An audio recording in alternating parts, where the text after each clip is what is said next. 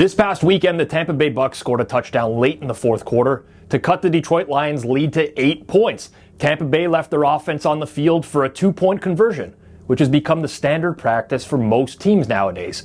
But there's still a community of people out there that doesn't understand why this is the correct move. The TV broadcast will tell you that analytics says to go for the 2-point attempt.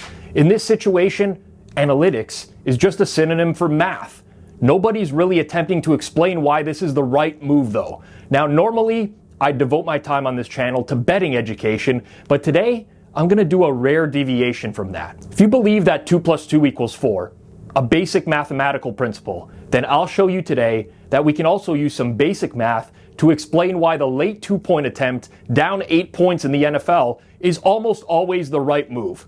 Don't be like Mike Wilbon. Don't start me with the 2-point conversions and the analytics say go for it. Do the analytics say go for it no matter who's going for it? So if you and I were on the field, the analytics say go for it. It's the stupidest, laziest, lamest thing I've ever heard for reasoning in competition. And I hate when announcers just buy it without questioning it. The analytics say go for it. Approach this one with an open mind.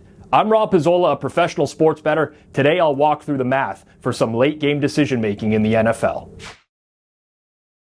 Welcome into the Circles Off Lab. Today we're not handicapping games in here. Instead we're going back to a little bit of high school math. I'm going to illustrate the examples here late in the NFL game. We have 3 different variables at the top of the board here. PIP, this is really P1P, the probability of a single pointer or an extra point. P2P, the probability of a 2-point attempt being converted, and POT, the probability of a team winning in overtime. Those are our 3 variables. We have 2 scenarios here.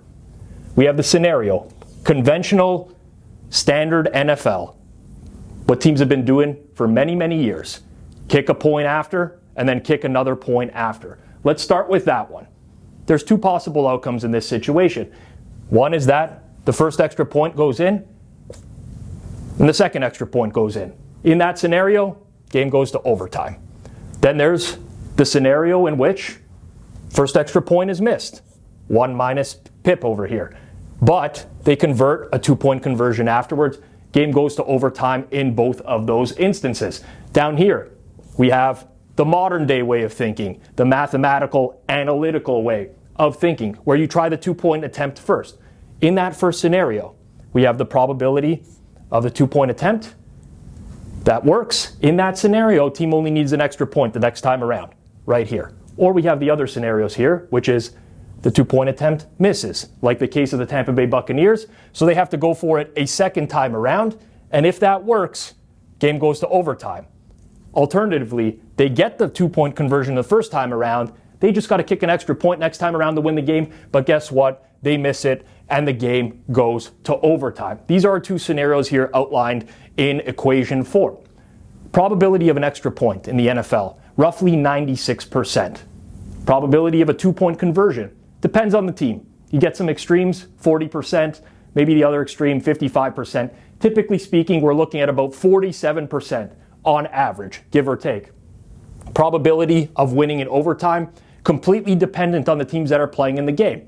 We see that in live markets. Typically speaking, the team that's favored going into the game is going to be favored going into overtime as well. Now let's look at this Bucks-Lions game as our case example. And let's go with the absolute extremes. The people out there are saying, Baker Mayfield's not Patrick Mahomes. Okay, fair. 2-point conversion. Maybe Patrick Mahomes converts at a much higher rate than Baker Mayfield. Maybe Baker Mayfield's not the league average 47%. Let's look at the extreme and say the Bucks are only going to convert a 2-point conversion 40% of the time, reflected by 0.4.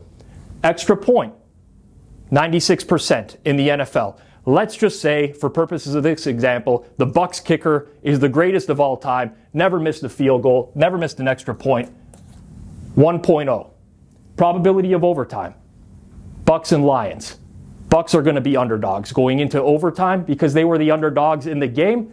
But for purposes of this example, let's say there's 2 teams in the game right now. We'll give them 50-50 to win, reflected by 0.5. You plug these numbers into the formulas right here. I'll spare you the time. PAT 0.5, 2-point conversion, 0.52. This is the most extreme case, and you still have a mathematically a better chance of going for the 2-point conversion the first time around than you do kicking the extra point. Again, the most extreme case. So when people say, it's dependent on the team that's going for it, it depends on all these things, you can plug and play. I've given you the worst possible scenario here for the reasoning for this one. And it still makes sense to go for the 2-point conversion. So just keep that in mind. This is simple high school math, but over time, plug and play, it'll work. There's some scenarios where maybe a team going into overtime has a huge chance to win. There could be an injury to the other starting quarterback, could be a team that was a 17-point favorite going into the game. And maybe this affects things a little bit more, where that team might want to go to overtime instead. But overall, almost 99% of the time, the 2-point conversion strategy is the better way to go. So it's laid out for you right here. This is why it happens in the NFL. This is why more and more teams are doing it. It's not just a matter of wanting to do it or being aggressive or just the analytics. Mathematics right there for you. Hopefully that gives you a little bit more clarity into why NFL coaches are starting to adapt this approach. In fact, the Tennessee Titans came back to beat the Miami Dolphins 28-27 back in December by utilizing this same late game strategy. Next time around, though, we'll get back into some sports betting discussion.